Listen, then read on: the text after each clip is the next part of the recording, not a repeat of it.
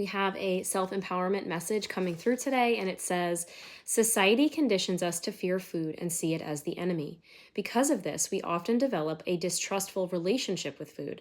Mother Nature intended food to be received as medicine, life, love, pleasure, and connection.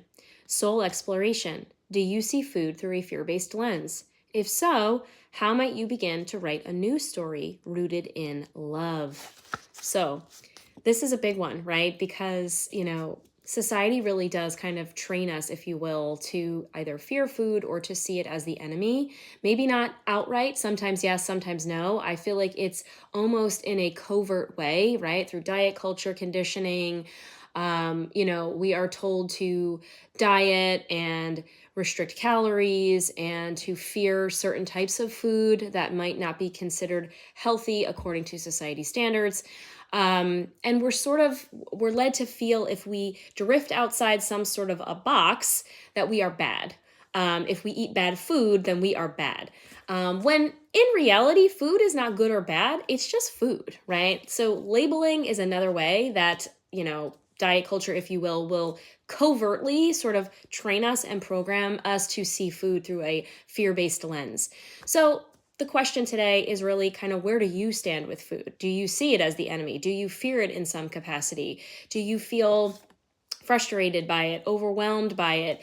Do you tend to feel bad if you eat certain foods, right? And if the answer is yes, first of all, zero judgment, because that's majority of us out there.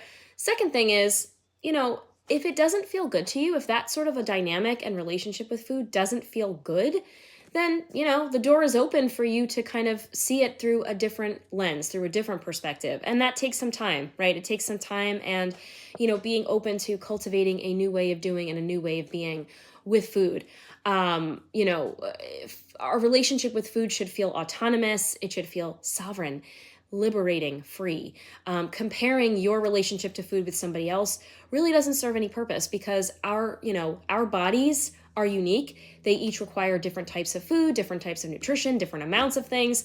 And the only way to sort of explore that is to drown out the noise of the outside world and to go within and to, slowly experiment and explore your relationship with food, unbound by the standards and expectations of the outside world. Because really and truly, food is love. It is from the second we are born.